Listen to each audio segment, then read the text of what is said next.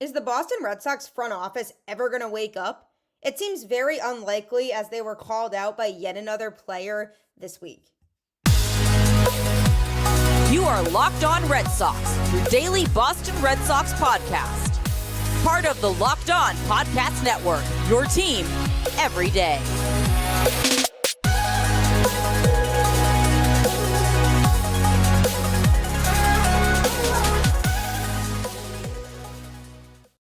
Hello and welcome to Locked On Red Sox, your daily Boston Red Sox podcast, part of the Locked On Podcast Network, your team every day. I'm your host, Gabby Hurlbut, former ESPN social media associate and current host of the Boston Balling podcast as well. And I am here to bring you the latest in all things Boston Red Sox, Monday through Friday, straight to your favorite podcast feed. And want to know the best part? It's absolutely free. So why not take advantage of it, right? Locked On is your team every day. This episode is brought to you by PrizePicks, the easiest and most exciting way to play daily fantasy sports. Go to prizepicks.com/LockedOnMLB and use code LockedOnMLB, all lowercase, for a first deposit match up to $100.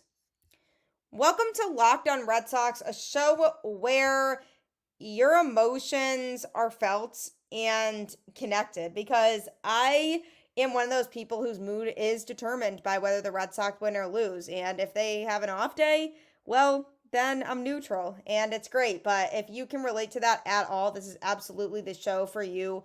And the common theme lately with the Red Sox and their organization has been the front office, John Henry making some really off-putting comments about the Red Sox fan base, trying to use them as scapegoats for why he doesn't want to go out and spend money on this baseball team and invest in fielding a competitive squad.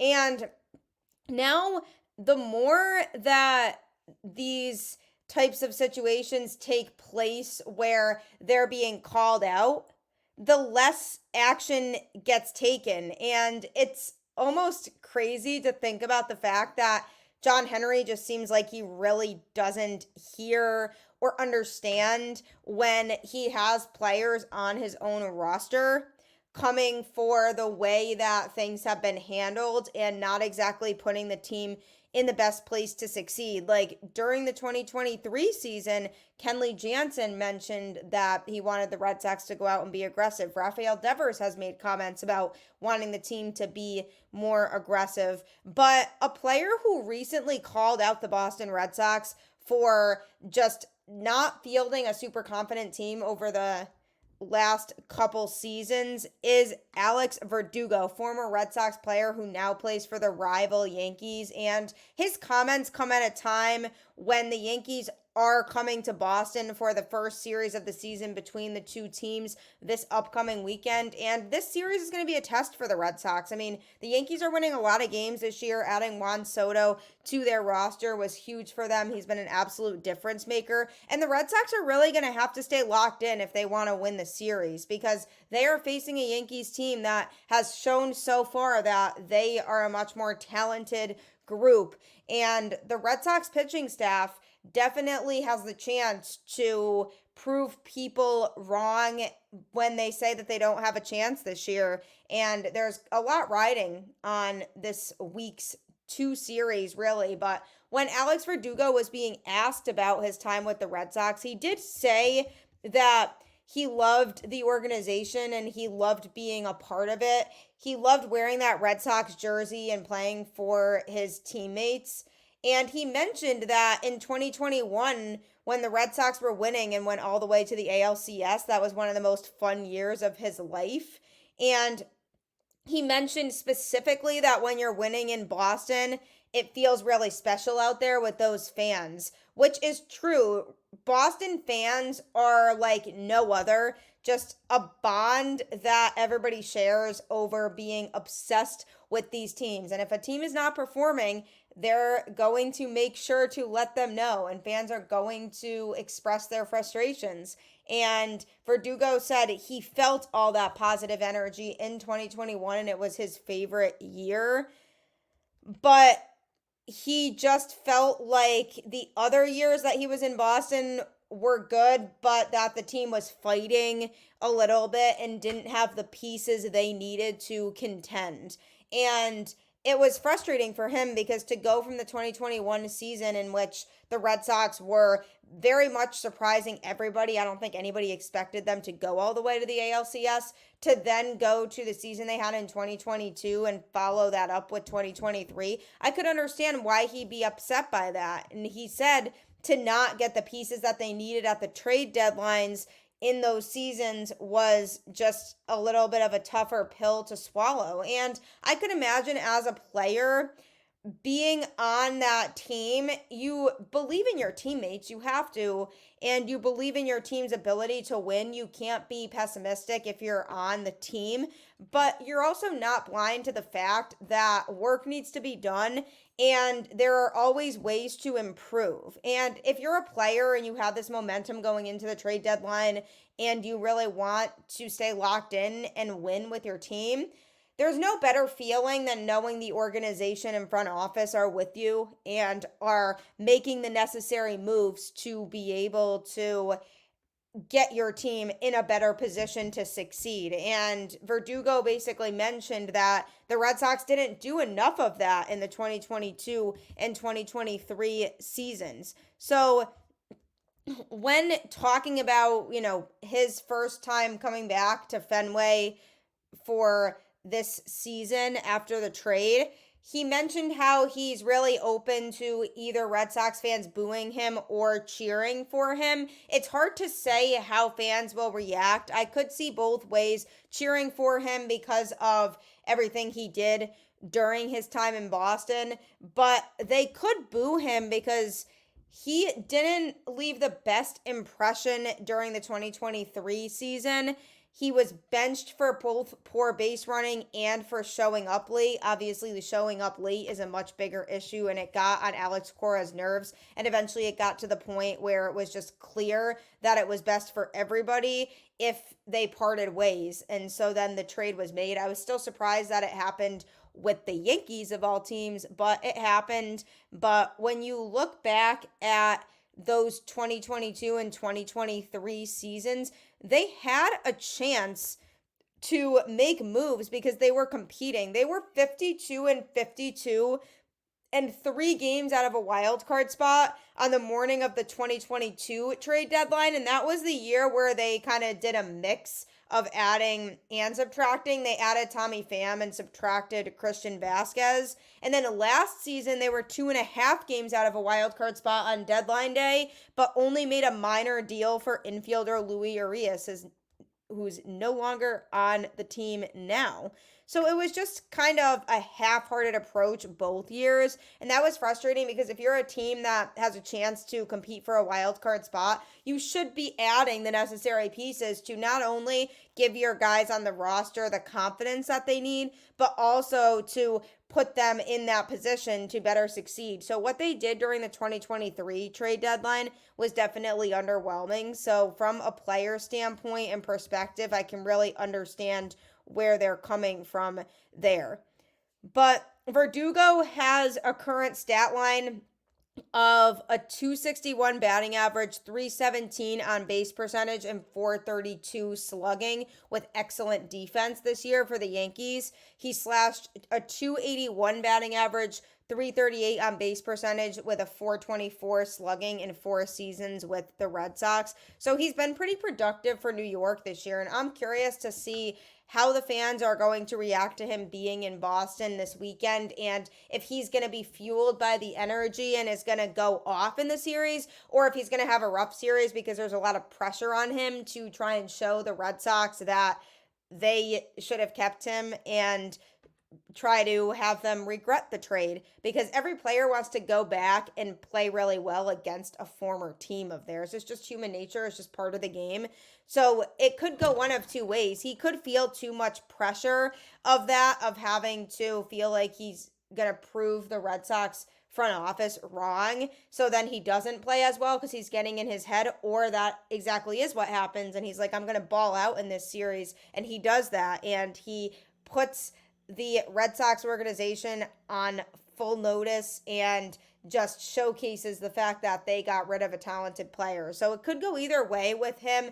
Obviously, I would really prefer if he doesn't play well. I would prefer for the Red Sox to win the series, but we'll see what happens with it. But it's just unfortunate that he felt like the last couple seasons there were loose ends and the Red Sox just never filled those, and that they needed to do more in order to put themselves in a better position to succeed. So hopefully at this year's trade deadline, they approach it accordingly. If they're only a couple games out of a wild card spot at the deadline this year, I would be pretty upset if they don't add, because then I'm going to really start to feel like the investment at all that ownership and the front office had in this group is completely gone, and it'll be really hard to come back from that. So big trade deadline this year for the Red Sox, and big series coming up this weekend against both the Phillies and the Yankees.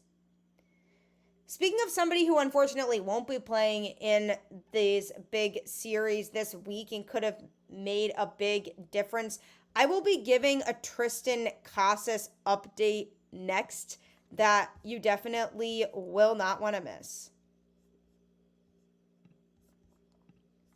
Spring has sprung, and that means spring cleaning.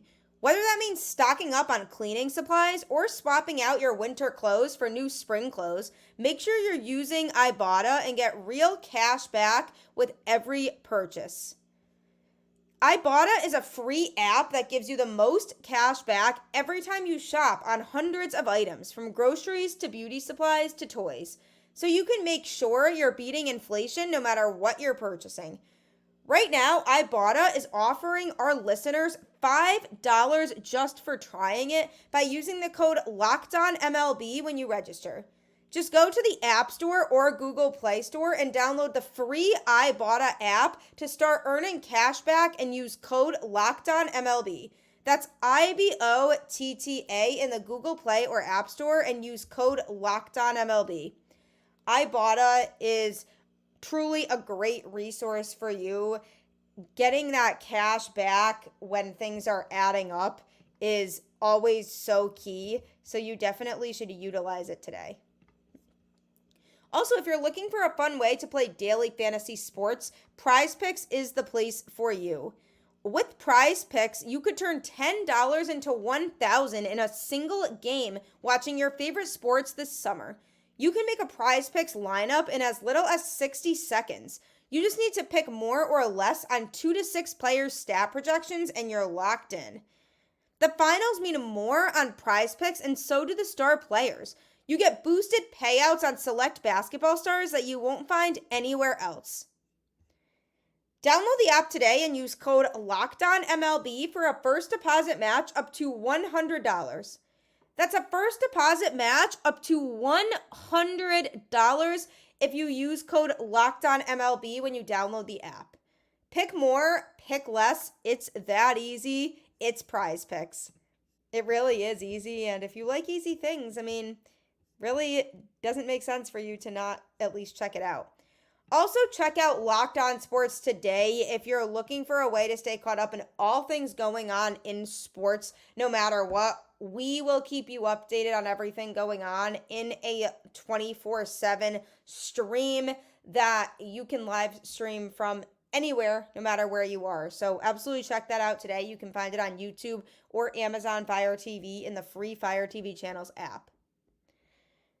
The Boston Red Sox have been somehow staying afloat this year. They are hovering around 500. They don't seem to want to go too far ahead of 500 because every time they get 1 or 2 games over 500, they just lose to get themselves back at that very average, even mark. And they're an average baseball team, is just what they are. But the fact that they have the injuries that they do and they've still been able to stay afloat has definitely been a positive thing, because if they're 500 right now, think about what they could do when they get their players back healthy. And those players include Triston Casas, who's obviously a very well-desired player in Boston. And when he got injured, it was very disappointing for us Red Sox fans, because he's just been a key, especially offensively, to this Red Sox team.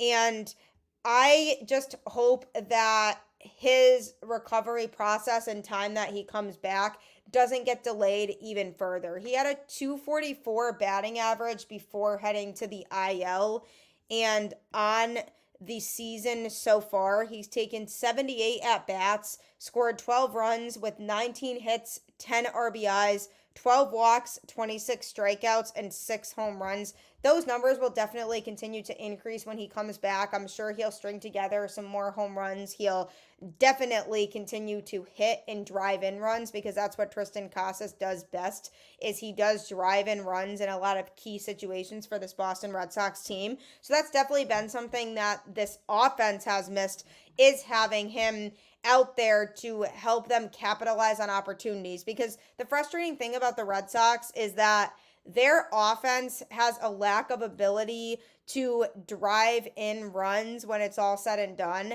And yes, there's some talent offensively in this lineup, but when it comes down to it, they don't really have the guys who are able to consistently come through.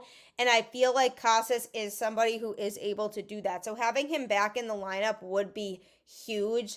And as of right now, the Red Sox are definitely trying to take their time with him and stay patient.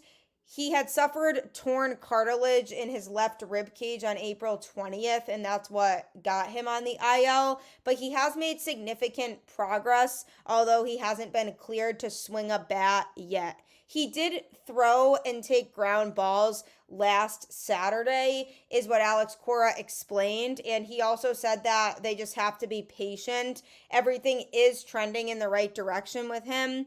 And they are still not sure when he's going to start swinging, but he just has to keep doing the right things in the gym and taking ground balls to keep himself active and stay on his feet and try to get himself back into that mode of consistently doing baseball activity. So everybody's obviously hoping that the next step is soon for him, but it's going to take a while. It's not easy to really know for sure because it's just about feel. So they'll have to just wait and see, because how he's feeling day to day is going to determine when he starts his next part of the process. So Alex Cora would not be able to give a complete answer right now that's concrete as to when he for sure will be back. Casas himself had mentioned that his goal is to return around July 1st, but that could be pushed back a bit. It already has been pushed back already, because originally, as of a few weeks ago, the plan was for him to return in mid-June by June 20th or 21st. So obviously that's been delayed, and now it could end up being pushed back again depending on how he's feeling. But he absolutely has that power upside. He will drive in runs when he comes back. It's just a little bit of a frustrating situation having the unknowns. And unknowns are scary. It's just a part of life when we don't know what's coming or what to expect. And the worst case scenario would be that the Red Sox say Casas is going to miss the entirety of the rest of the season.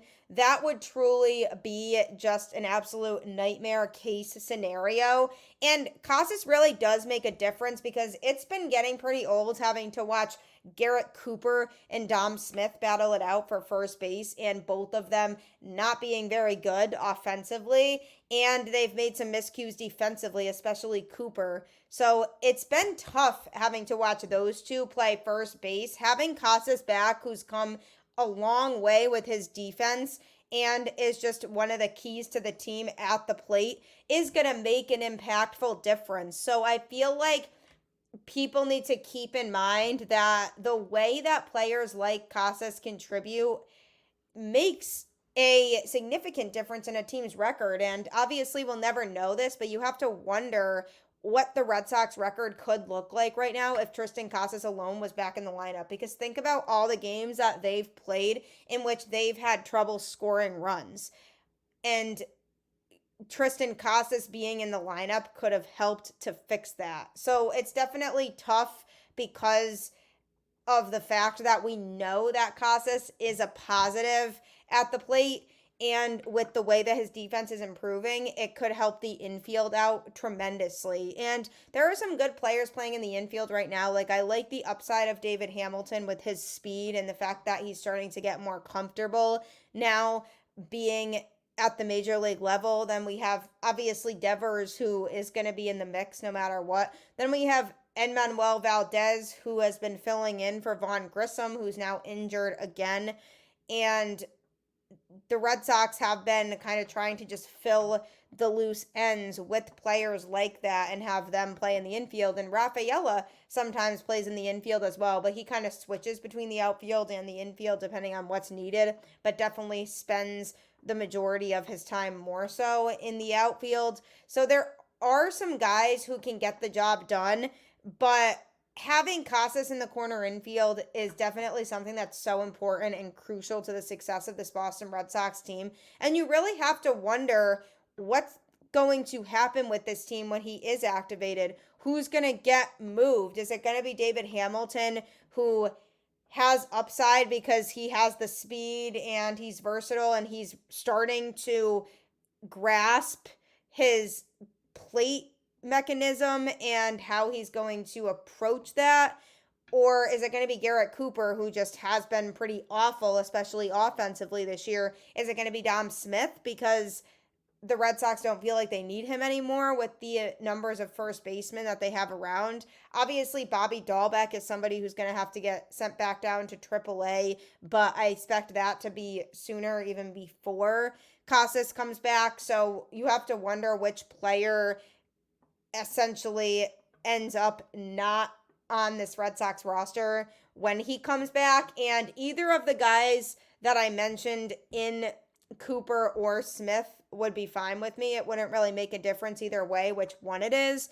But I do think from the standpoint of the numbers and looking at how productive they've been this season, Dom Smith definitely gets the edge over Garrett Cooper in terms of ability level and being able to record some impactful hits, because Garrett Cooper has just been not good at all at the plate. And I worried about this going into the season because he just has not had a lot of success recently. And when the Red Sox did acquire him, I was like, okay, this could be very bad having him at first base. But that's what happens when the Red Sox are just trying to make ends meet, because they didn't feel like it was worth trading for or picking up a longer term first baseman, because they do have their franchise first baseman in Casas. So lots of things to wonder about that could be moved around when he does come back. But July 1st feels like it's so far away at this point. It's really not. It'll fly by until then. But the question then really becomes, is it actually going to be July 1st, or is it going to end up having to be pushed back because he's having setbacks? So Alex Cora definitely said they're taking it day by day and seeing how he's feeling, and then they'll go from there in terms of when he can start to resume more aggressive baseball activities. Coming up, I'm going to be talking about another player who is in the Red Sox farm system and is definitely worth getting excited about. So that's coming up next. If you love sports betting, or you even haven't tried it before, but you're trying to get into it, either way, FanDuel has you covered. Summertime means baseball, the NBA Finals, and more. And you can bet it all on FanDuel. Right now, new customers get $200 in bonus bets with any winning $5 bet. That's $200 you can use to bet everything from the Finals MVP to who's going to hit one out of the park. Visit FanDuel.com/lockedon and add a big win to your summer bucket list. FanDuel, America's #1 sportsbook. I'm telling you, you can win a ton of money on FanDuel if you just bet on a lot of different things. So check it out today. It could change your life. You know what else could change your life is Locked On Sports Today, because if you are looking for an efficient way to stay caught up in everything going on in sports, Locked On Sports Today is where you can do just that. It's a 24/7 sports streaming channel that runs on YouTube and on Amazon Fire TV and the free Fire TV channels app. So if you're looking to stay caught up in all things going on in sports without having to spend your entire day scrolling through Twitter to catch up, I know exactly how that goes. Locked On Sports Today is the place for you. Just a reminder that I am doing a 10-episode series in honor of the 20th anniversary of the 2004 Boston Red Sox team. I will be dropping episode 6 of that series on Thursday, and I will be having a special guest from the team with me on that episode who was in the clubhouse in 2004 to really give some firsthand experience about what it was like and how the Red Sox really made that comeback. So be here or be square. The Red Sox have some very talented prospects in their system who are waiting to come up and get their opportunity at the major league level. And one of those prospects is Nick Yorke, an infielder who was drafted by the Red Sox in the first round of the 2020 draft. And he has been tearing it up lately and has officially made his way up to AAA. On the season, he has taken 194 at-bats with 26 runs scored, 51 hits, 6 home runs, 33 RBIs, 9 stolen bases, a 263 batting average, 341 on base percentage, and 743 OPS. So overall, he's been hitting pretty well, and he's definitely been settling in at each level that he's at, and now he's one call away from being a major leaguer, and that's super exciting. So basically with him, he got moved up to AAA Worcester on June 5th. At the time of the promotion, he had a batting line of .251 with a .325 on base percentage and .366 slugging with 8 doubles, 4 homers, and 27 RBIs in 175 at-bats. And the biggest thing that seemed to be holding him back was the weather in Portland, which wasn't conducive to driving the baseball, because in his AA home games this season, he had a line of a .232 batting average, .306 on base percentage, and .263 slugging and 95 at-bats. And on the road, he slashed .275 with a .348 on base percentage and .488 slugging and 80 at-bats with all 4 of his homers. So he had felt like he was hitting a lot of balls hard that were just getting caught, especially in his home games. And he was just kind of getting unlucky, but on the road, he was hitting a lot better.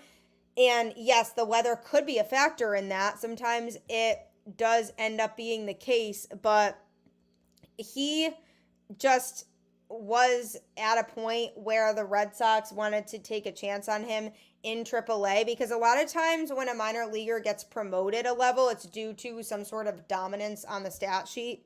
But none of his stats were screaming out dominance. I mean, they were good, but they weren't fantastic. So the reason the Red Sox called him up isn't because of his numbers on the stat sheet, but more the fact that he is a versatile player who can do a lot of different things, and they liked what they saw from him in AA, so they sent him up to AAA. So it's definitely very exciting, and he just is hungry and wants to get called up and contribute. If his first 4 games at AAA were any indication, Polar Park is a much better fit for him than where he played in AA. In his first 5 games for the Woo Sox, he was 7 for 19, which is a .368 batting average with a double and 2 homers. So he's obviously warming up to AAA very quickly, and he's obviously hungry and can taste that call up coming, so he wants to perform at his highest level so that, for one, the Red Sox don't regret sending him up to AAA, and for 2, that they really consider calling him up to the majors, because that would be super exciting for him to be able to get that chance. I don't know that it will be this year. I think it partly depends on Vaughn Grissom's status, because he's hurt right now, and if he remains injured, what's going to then happen, because it could be a lot more likely that Yorke gets his call up if Grissom is not able to return, and he is going to end up being out for either the rest of the season or at least a good portion of it. Then maybe we see him get his call up if they feel like they don't want to just roll with Valdez, or they keep him in AAA the rest of the season and they say, okay, this is where you're going to be. Get yourself used to this, continue to learn, continue to grow. And then at the end of the season, they reevaluate it because the Red Sox do have some infield options right now. I think this is a good time for Valdez to be playing because if he performs at a high level, then he can up his value so that the Red Sox could try to incorporate him into a trade package. Because if they trade him, that clears up that spot in the infield that can then go to Vaughn Grissom and or Nick Yorke, depending on the scenario.